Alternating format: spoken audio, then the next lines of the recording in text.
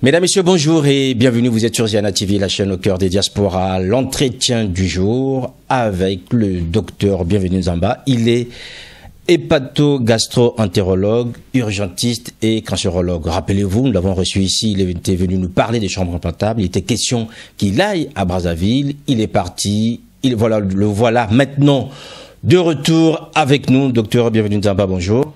Bonjour, monsieur Sir Makosso. Merci docteur de revenir nous donner les nouvelles que vous avez ramenées de Brazzaville. Alors il était question, quand vous nous aviez accordé cette interview avant votre départ pour le Congo, déjà de mettre en place une structure associative et surtout d'aller au Congo, mener une opération. Et là vous êtes de retour docteur, déjà. Pouvez-vous nous dire comment ça s'est passé là-bas d'une manière globale à Brazzaville? Merci une fois de plus. Les choses se sont bien passées. Je dirais même très bien passé. En effet, en très peu de temps, nous avons réalisé beaucoup de choses. Avez-vous été suivi finalement? Les gens à Brazzaville étaient-ils sensibilisés déjà de votre passage sur Ziana TV et de ce que vous alliez faire? Effectivement, il y a eu un grand retour et je dois dire que ce retour-là a suscité la création de cette association parce qu'au départ, on se disait qu'on va réfléchir sur la manière de nous rendre utiles et surtout de nous organiser. Et cette organisation finalement vient de se faire sous un mode associatif. Oui. Cette association qui s'appelle CICA, c'est-à-dire Chambre implantable et chimiothérapie en Afrique. Qu'est-ce qui s'est passé au Congo lors de notre voyage? Eh bien, il s'est passé que nous avons eu des entretiens et l'accord avec autorisation ministérielle pour l'association, pour que l'association puisse exercer tous ses objets sur toute l'étendue de la République du Congo. Les objets que nous allons citer d'ici là. Tout à fait. Lors donc de ces entretiens, on a été au ministère, on a rencontré l'inspecteur de la santé, on a rencontré pas mal de personnes au niveau du ministère jusqu'à avoir ces autorisations. À Pointe-Noire aussi, on a rencontré le préfet, on a rencontré la directrice départementale de la santé, on a rencontré le directeur général de l'hôpital à Cissé, le docteur Chocolat, qui est un chirurgien qui s'implique aussi dans ce que nous faisons, et je lui rends hommage d'ailleurs. Vraiment, tout ce que je peux dire, les choses se sont bien passées. Mais il y a un élément important que je voudrais signaler, et je pense que s'il faut parler des interventions, de ce que nous avons fait à Pointe-Noire lors de ce voyage, le plus important, c'est l'intervention d'une jeune dame de 37 ans qui a un cancer du sein en récidive. Cette femme avait été traitée initialement par chimiothérapie et chirurgie aussi, donc chimiothérapie et chirurgie, et elle a eu vraiment une destruction de son capital veineux, comme je disais, et ensuite il y a eu récidive de sa tumeur, mais le plus important c'est que cette dame, pour la prise en charge d'une anémie, on n'arrivait pas à faire quoi que ce soit. On n'arrivait pas à... Alors, docteur, avant qu'on ne rentre dans le détail, parce que c'est un cas très important et qui illustre en fait l'intérêt aujourd'hui des chambres implantables par rapport à l'administration des traitements contre le cancer au Congo, j'aimerais déjà que vous expliquiez, parce qu'il y a peut-être certains qui vous découvrent aujourd'hui, ceux qui suivent Ziana TV avaient suivi votre passage, que vous disiez d'abord c'est quoi une chambre implantable déjà, et après nous revenons sur ce cas, puisque nous avons des images qu'on va faire passer tout à l'heure pour illustrer ce qui s'est passé à Brazzaville. C'est quoi déjà une chambre implantable, docteur? Voilà, une chambre implantable, c'est un dispositif que l'on pose dans l'organisme, généralement au niveau pectoral, donc à cet endroit, au-dessus du sein. Ce dispositif est relié à un tuyau qu'on appelle cathéter.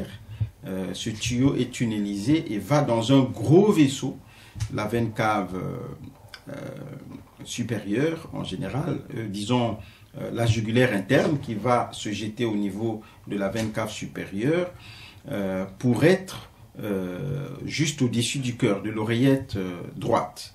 Donc ce dispositif qu'on appelle chambre implantable permet à ce que l'administration de la chimiothérapie se fasse sans pourtant piquer dans des veines périphériques. Parce que quand on administre la chimiothérapie, comme ça se fait aujourd'hui malheureusement dans des veines périphériques chez nous, ça détruit les veines périphériques. Donc ça détruit ce qu'on appelle le capital veineux, et cette destruction du capital veineux est à l'origine de beaucoup de choses, se terminant par des décès.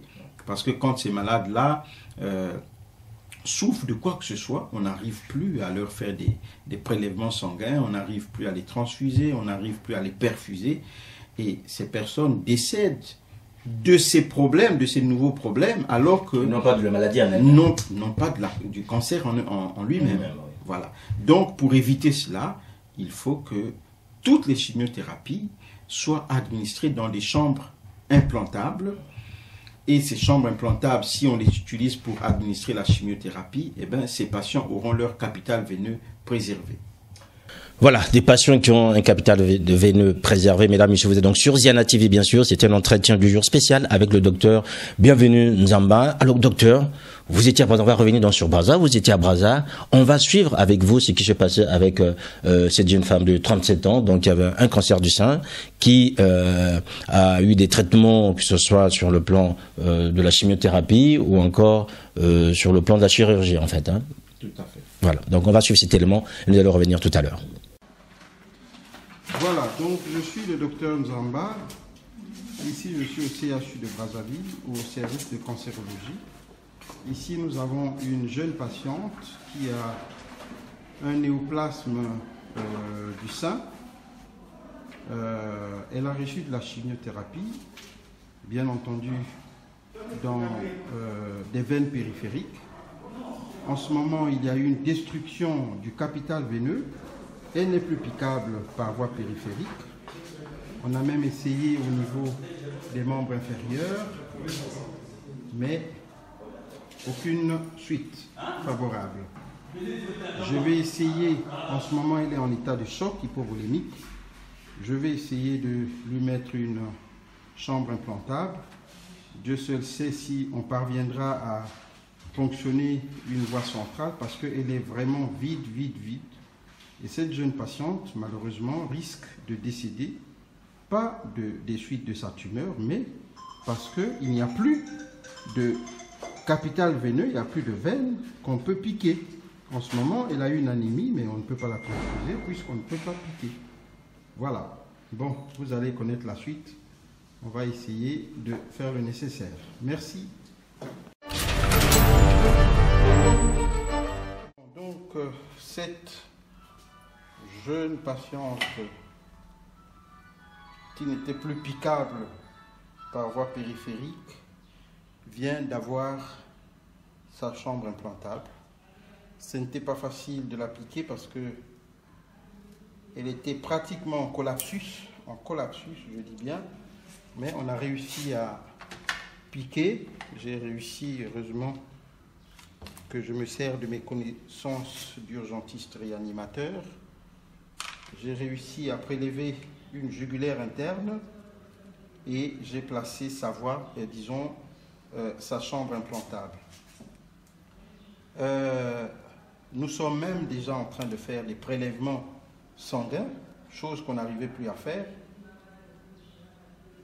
Grâce à cette chambre implantable, eh bien, on lui fait ses prélèvements sanguins. Grâce à cette chambre implantable, elle va être transfusée. Grâce à cette chambre implantable, elle pourra avoir de la chimiothérapie. Grâce à cette chambre implantable, elle pourra avoir tous les traitements que nous voulons. Et c'est pour cela que je disais, la chimiothérapie par des veines périphériques détruit le capital veineux et les patients malheureusement décèdent d'autres pathologies. Cette dame, si elle n'avait pas eu ceci, je pense qu'elle n'allait pas passer la nuit. Elle serait morte. Morte pas de sa tumeur, mais morte du fait qu'on ne peut pas la transfuser. Morte du fait qu'on ne peut pas faire des prélèvements. Morte du fait qu'on ne peut rien faire puisque toutes les voies veineuses ne sont pas pratiques. Voilà pourquoi je me bats depuis une dizaine d'années pour que les chimiothérapies ne se fassent plus par des veines périphériques, pour éviter cette destruction du capital veineux, pour accorder beaucoup de chances aux patients de survie. Voilà ce que je voulais dire à propos de cette patiente qui vient d'avoir sa chambre implantable. Vous avez vu, je l'ai posée ici. Elle est évidemment gratuitement. Gratuitement. Alors j'insiste auprès des infirmières, j'insiste auprès de la patiente que tout ce que je viens de faire est gratuit. On n'a pas à demander à la patiente un seul sou. Je sais que les infirmières ne vont pas le faire, mais j'insiste quand même. Voilà, docteur, c'est un document assez émouvant. Déjà, comment êtes-vous arrivé là, en fait? Est-ce que ça faisait partie des patients qui vous avaient été signalés avant que vous n'alliez à Brazzaville, ou bien c'est sur place que vous avez découvert ce cas? C'est sur place. C'était même un hasard. Dans quelles circonstances, en fait, c'est vrai? Alors, c'était en allant à l'aéroport. Donc, le jour de mon retour, j'avais un petit détail à régler au service de cancérologie du CHU. Pendant que je circulais dans le couloir du service de cancérologie, j'ai vu une patiente qui était en train de mourir pratiquement. C'est-à-dire une patiente qui délirait parce qu'elle était en collapsus, parce qu'on n'arrivait pas à la perfuser. Donc elle était en état de choc, ce qu'on appelle un choc hypovolémique. Pourquoi on n'arrivait pas à la perfuser? C'est parce que elle n'avait plus de veines ponctionnables. Donc c'est ça le collapsus, hein, en fait. Hein. Le collapsus, c'est quand les veines sont collabées, sont fermées. Les veines sont fermées du fait que la masse sanguine circulante est faible. D'accord. Donc, mais elle, ses veines s'étaient fermées parce que l'anémie mettait du temps. On n'arrivait pas à corriger l'anémie. Et comme on n'arrivait pas à corriger l'anémie, eh ben, les mécanismes de l'organisme font que les veines se collabent et ça conduit progressivement à la mort. Et donc, je passais, j'ai vu cette scène émouvante, cette patiente qui était en train de délirer, tout ça. C'est ce qui se passe avant que le décès ne survienne. Donc, la patiente était en train de délirer, tout ça. Je suis rentré dans la salle et j'ai vu donc cette jeune patiente de 37 ans avec des garrots au niveau des 4 membres. C'est-à-dire, vous savez, quand on veut prélever du sang ou bien quand on veut ponctionner une veine, on met un garrot. Oui, donc il y avait des garrots au niveau des 4 membres, mais on n'arrivait pas à trouver de veine. 4 membres, c'est-à-dire les 2 membres supérieurs et les 2 membres inférieurs. Je suis rentré et je vous assure que je suis même arrivé à l'aéroport avec un petit léger retard, mais heureusement je n'ai pas manqué mon vol. Arrivé sur place, il fallait que je fasse quelque chose. Heureusement, j'étais avec mon attaché parlementaire. Dans ma valise, j'avais encore une chambre implantable qui me restait. J'ai dit, c'est l'occasion vraiment de sauver, d'essayer de sauver cette jeune patiente. Et donc, j'ai retiré ma veste, tout ça, je me suis mis en blouse. Oui, on vous voit en blouse, là, en fait. Voilà. Tout était quasiment prêt. Tout à fait. Donc, en tenue de fortune, hein, comme vous me voyez, ce n'était pas en tenue de bloc, parce que c'était vraiment une opération de sauvetage. Un collègue, peut-être quelqu'un qui Et effectivement, oui. Effectivement. Donc, je me suis mis en blouse et j'ai commencé. Donc, j'ai d'abord décrit la situation, que voilà, cette dame-là. Oui, on va entendre décrire. Mais est-ce que là, vous étiez dans une chambre classique ou dans un bloc? Dans une chambre classique. Dans une chambre classique, en fait. C'est-à-dire, c'est la chambre, il y a peut-être d'autres patients à côté aussi. Effectivement. D'accord. C'était dans une chambre classique. C'était ça ou rien. Quasiment des conditions précaires. Hein. Tout à fait. Ce que vous disiez la dernière fois, que la chambre peut être quasiment posée n'importe où. C'est pas souhaitable. Oui, c'est vrai, mais là, nous sommes quand même dans un cas concret, dans des pays comme les nôtres, où on n'aura pas, je dirais, des blocs ou des chambres stériles pour une telle opération. Oui. Tout à fait. Donc, j'ai travaillé ce jour-là et j'ai réussi à poser sa chambre implantable. Lorsque j'ai posé la chambre implantable, les prélèvements, comme vous le voyez, les prélèvements sanguins ont été faits, la patiente a été réhydratée, on a commandé du sang et cette patiente a été sauvée. Je suis très content parce que je me suis rendu compte plus tard que c'était la cadette d'un confrère que je ne connais pas, qui est endocrinologue au CHU. Donc un médecin spécialiste endocrinologue. Et d'ailleurs, il cherchait après mes nouvelles parce que il avait appris que sa sœur était sauvée de justesse. C'est le docteur Mienayandi, je crois. Voilà, bon, que ce confrère m'excuse d'écorcher son nom. Voilà, donc c'est un endocrinologue au CHU. Et ce médecin était content. Il m'a dit, docteur, nous sommes contents et j'ai appris par le professeur Kwambon que vous êtes en train de faire quelque chose, qui est le chef de service de cancérologie. Il me dit, j'ai appris par le docteur Kwambon que vous êtes en train de faire quelque chose sur les chambres implantables. Eh bien, sachez que nous vous attendons.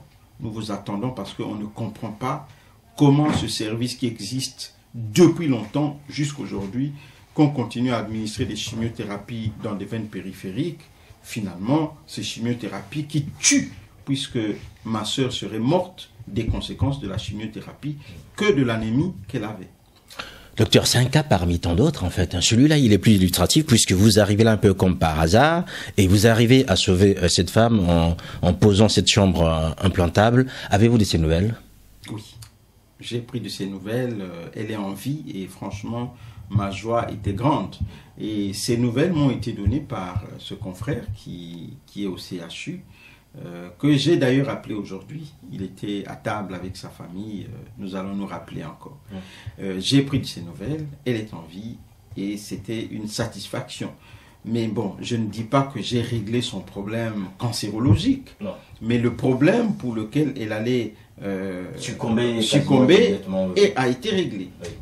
Voilà, donc aujourd'hui, en fait, cette femme elle poursuit son traitement normalement, donc on continue la chimio, mais maintenant par le biais de cette chambre implantable. Effectivement. Et donc les prélèvements aussi se font, on vous a vu tout à l'heure prélever en fait du sang, donc tout se fait maintenant par le biais de cette chambre implantable. Tout par la chambre implantable, effectivement.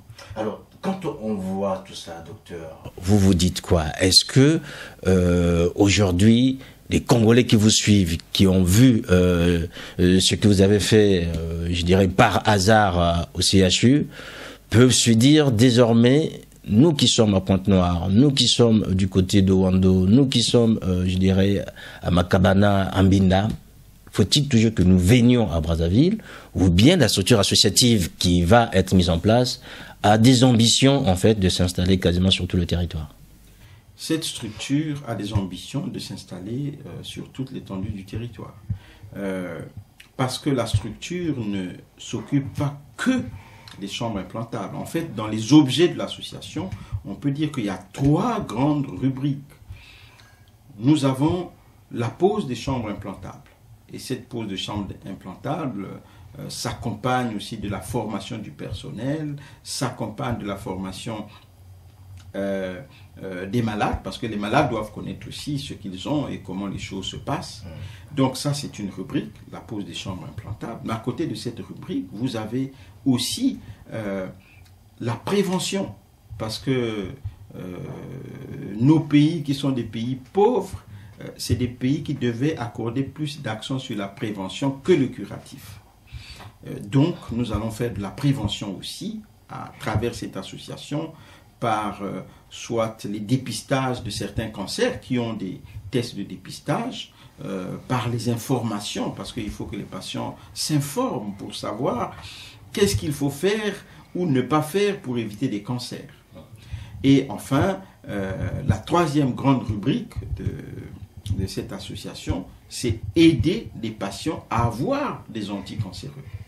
Parce que c'est vrai que ces molécules, ces médicaments coûtent excessivement cher. Si l'association peut jouer un rôle pour que le coût de ces anticancéreux soit amoindri, ça ne pourra qu'être un bénéfice. Donc l'association va jouer un rôle aussi pour aider ces malades-là à obtenir des anticancéreux, soit gratuitement, soit à des prix réduits.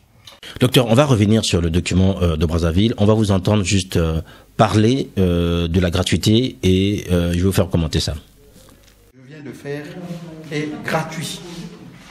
On n'a pas à demander à la patiente un seul sou. Je sais que les infirmières ne vont pas le faire, mais j'insiste quand même, surtout auprès de la famille, Madame, que ce que je viens de faire, madame, ce que je viens de faire est gratuit. Tout ce que j'ai fait là est gratuit. Je vais vous laisser encore des aiguilles spéciales, des aiguilles comme ça. Ça s'appelle des aiguilles de Hubert. Je vais vous en laisser parce qu'on ne pique pas dans la chambre implantable avec n'importe quelle aiguille. Il faut une aiguille spéciale qu'on appelle aiguille de Hubert. Je vais vous en laisser quelques-unes pour commencer le traitement. C'est bon. Docteur, pourquoi vous insistez sur la gratuité? Est-ce que parce que vous étiez en face d'une malade qui ne pouvait pas payer, qui n'est pas le moyen de payer, ou bien cela fait partie, vous l'avez dit tout à l'heure, en fait, aujourd'hui, de la vocation de cette association d'accompagner l'accès à moindre coût ou gratuitement à ce type, je dirais, pas de traitement, mais directement d'éléments qui permettent de faciliter les traitements? Ça fait partie de la vocation. C'est pour cela que je demande à tous les compatriotes qui m'écoutent, à toutes les personnes, pas seulement les compatriotes, à toutes les personnes qui m'écoutent, de jouer un rôle. Vous savez, je suis allé au Congo, tout ce que j'ai fait, c'était à mes frais. J'ai une consoeur qui a aussi contribué, mais sinon tout a été à mes frais, c'est-à-dire j'ai acheté des chambres implantables, acheté tout ce qui va avec, et les opérations, je les ai faites gratuitement. Oui. Donc l'objectif, c'est faire de sorte que ces interventions coûtent de 0 franc au prix maximal qui sera le prix de l'intervention, mais ça ne pourra pas dépasser le prix normal d'une intervention. Maintenant, ce prix-là, je ne peux pas vous le déterminer parce que l'objectif pour nous, c'est de faire que ce soit le plus bas possible. Donc, plus nous aurons des moyens, eh bien, moins ça coûtera. Mesdames, Messieurs, vous êtes donc bien sûr toujours sur Ziana TV, l'entretien du jour avec le docteur Bienvenu Nzamba qui rentre du Congo. Vous avez vu 7 éléments que nous avons pu diffuser avec, je dirais, beaucoup d'émotions, une expérience spéciale vécue à Brazzaville par rapport à ce que nous disions déjà ici sur notre émission précédente, docteur, chambre implantable et chimiothérapie en Afrique. Ben, on est certains s'attendent pas qu'il y ait chambre implantable et chimiothérapie au Congo. Alors, pourquoi j'ai dit chambre implantable et chimiothérapie en Afrique? C'est parce que plusieurs pays d'Afrique noire connaissent les mêmes problèmes, la même situation. Et notre objectif, c'est à terme aller dans tous ces pays-là, aider parce que nous avons les mêmes problèmes. Et d'ailleurs, on ne peut que comprendre ou imaginer que d'autres pays connaissent les mêmes problèmes parce que le Congo fait partie des pays formateurs. C'est-à-dire, beaucoup de cancérologues viennent se former à Brazzaville. Bon, si à Brazzaville, nous traversons ces conditions-là, ça veut dire que ceux qui viennent se former chez nous, on peut imaginer que eux aussi connaissent la même chose. Mais de toutes les façons, je me suis renseigné aussi, pas mal de pays africains ont les mêmes problèmes.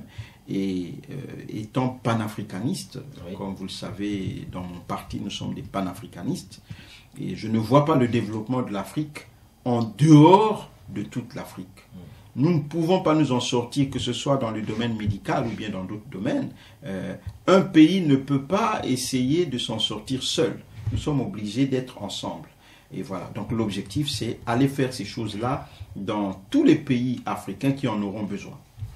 Juste pour rappeler à ceux qui nous suivent, le docteur Nzamba est bien sûr médecin avant tout, mais il est aussi politique, membre de l'UPADS et député de Kibangou. Voilà. Donc docteur, alors maintenant, cette vocation panafricaine confirmée, j'espère que les gens qui nous suivent aujourd'hui, ce ne sont pas que les Congolais, mais aussi des hommes et des femmes qui sont à travers le continent.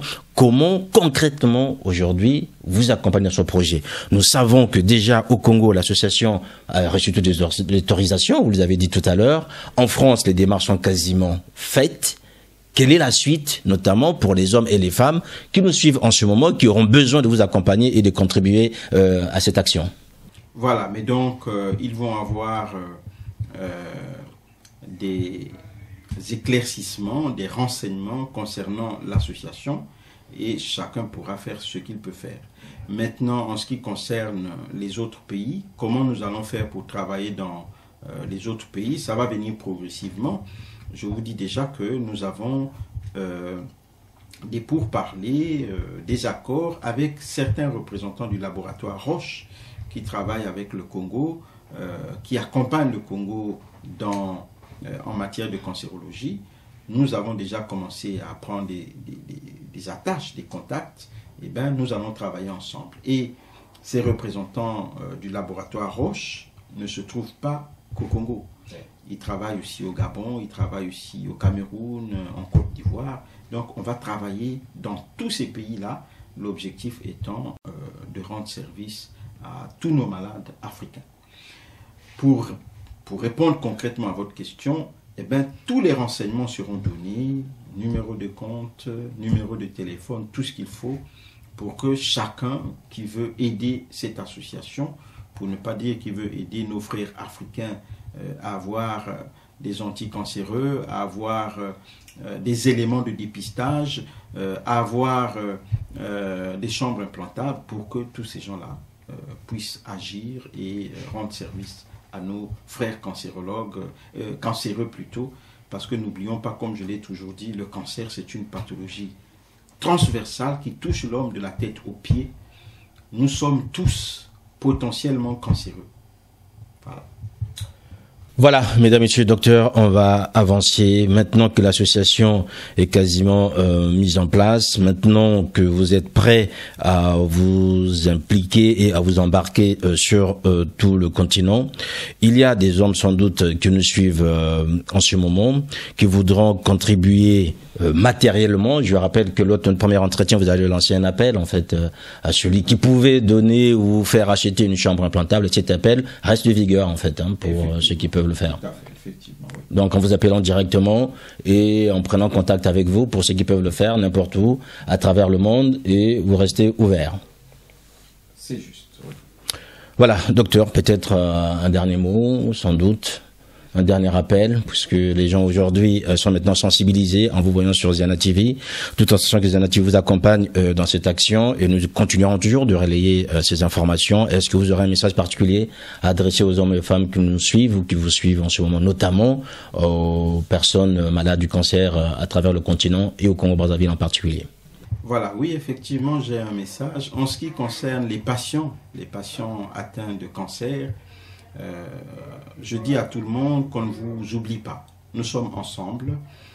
Nous allons tous apporter ce que nous pouvons pour rendre les choses faciles à votre niveau. Que ce soit dans les médicaments, que ce soit dans les chambres implantables, que ce soit dans les conseils. En ce qui concerne l'importance des chambres implantables, je vais au-delà de ce que j'ai dit au départ. Au départ, j'ai parlé des extravasations, j'ai parlé de la destruction du capital veineux. Quelqu'un m'a fait la remarque après l'opération, l'intervention sauvetage de cette dame de 37 ans au CHU. Quelqu'un m'a dit, mais docteur, finalement, on peut dire que la chimiothérapie dans des veines périphériques tue. Je suis resté tranquille parce que c'était trop fort. Mais après j'ai réfléchi, je dis, mais oui, il n'a pas tort. Parce que cette dame-là était en train de mourir. Elle était en train de mourir à cause de la chimiothérapie administrée dans des veines périphériques. Mais d'autres personnes, parce que cette femme a eu la chance que je passe ce jour-là. Mais les personnes qui ont connu la même chose, avant ou après mon passage, ces personnes-là sont mortes. Donc, je voudrais aujourd'hui ajouter que la chimiothérapie sans chambre implantable peut tuer. Voilà mon mot, mon message du jour. C'est vrai que c'est fort, c'est agressif, mais malheureusement c'est la vérité. Chimiothérapie sans chambre implantable peut tuer, peut donner la mort. Voilà un peu ce que je voulais dire en dernier. Voilà, vous avez bien compris, le message est fort, agressif, mais nécessaire pour que nous prenions tous conscience, le personnel médical, les professionnels et surtout les patients. Aujourd'hui, peut-être ce sera difficile d'exiger, docteur, une chambre implantable au Congo si vous n'y êtes pas, mais je pense que le volet formation a déjà évolué puisque vous avez lors de votre séjour organisé des formations du côté de Pointe-Noire. Tout à fait. Nous avons commencé, mais une fois de plus, c'est pas une formation aujourd'hui où on peut dire que les gens sont autonomes pour le faire. Oui. Parce que j'avais dit que cette formation nécessite un certain nombre de moyens. Avoir des amplificateurs de brillance, avoir des échos, tout ça, c'est pas des choses, enfin, je ne pense pas que nous allons les avoir tout de suite. Mais néanmoins, des personnes qui ont des préalables pourront progressivement être formées. Oui, on a commencé la formation, mais quand je dis on a commencé la formation, surtout au niveau de Pointe-Noire, c'est pas la formation seulement pour avoir des personnes qui vont poser des chambres implantables, mais pour former des gens à utiliser des chambres implantables. Parce qu'aujourd'hui, je me suis rendu compte, nous nous sommes rendus compte, avec le service de cancérologie, que le personnel infirmier ne connaît pas les chambres implantables. Donc, vous arrivez avec une chambre implantable, eh bien, on ne peut pas l'utiliser. On ne peut pas l'utiliser, pourquoi? Parce qu'on ne connaît pas comment manipuler. Donc, ces personnes-là ont aussi besoin d'être formées. Cette formation était donnée intégralement au CHU de Brazzaville il y a quelques années. C'est dans les années 2011-2012, quand j'ai commencé à poser ces chambres implantables, 2010, 2011, 2012, c'est là que j'ai formé le personnel paramédical à utiliser des chambres implantables. Et donc, j'ai commencé cela à Pointe-Noire. Ce n'est pas encore fini, ça va se poursuivre. Même à Brazzaville, on ne peut pas dire que ce soit fini. Et ça ne se fera pas que là-bas. Ça doit se faire n'importe où. Parce que il faut que les gens sachent que les chambres implantables, ce n'est pas seulement pour la chimiothérapie. Mais la chimiothérapie, c'est la pathologie qui a le plus besoin de chambres implantables. Mais il y a 6 indications de chambres implantables. Vous avez vu, cette dame-là qui a été sauvée, elle n'a pas été sauvée parce que la chambre implantable a permis à lui administrer la chimiothérapie. Ça a permis de transfuser, de la perfuser, parce qu'elle n'avait pas de veine accessible. Et donc, une chambre implantable peut être indiquée aussi dans d'autres raisons que la chimiothérapie. Donc, voilà ce que je tenais à dire. Voilà, merci encore, docteur. Merci, monsieur Sirmakos.